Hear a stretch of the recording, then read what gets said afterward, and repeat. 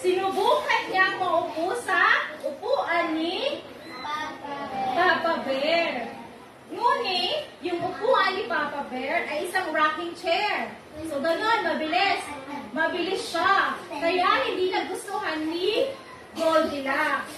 Sinubukan naman niya ang rocking chair ni Mama Bear. Ngunit, ang pagyugyog ng rocking chair ni Mama Bear ay napaka-bagal. Kaya, sa huli, ang sinubukan naman niya upuan ay ang rocking chair ni Baby Bear. Kaya ito ay tama lang. So, upo tayo ng maayos. Ganun tayo. Tara. Ganyan. Tama. Yug-yug lang. Ayan. So, si Goldilocks, habang nakaupo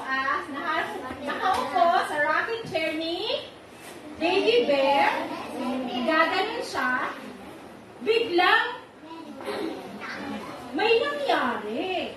Nasira yung upuan ni Baby Bear. Ayan, nasira.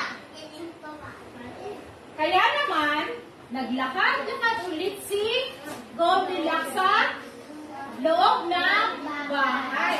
At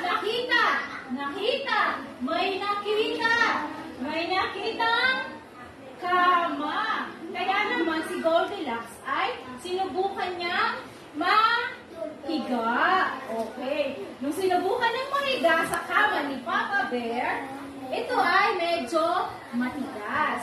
Kaya lumipat siya sa kama ni Mama Bear. Ito naman ay masyadong malambot. So kay Papa Bear, matigas. Kay Mama Bear ay malambot. Kaya lumipat siya sa kama ni Baby Bear.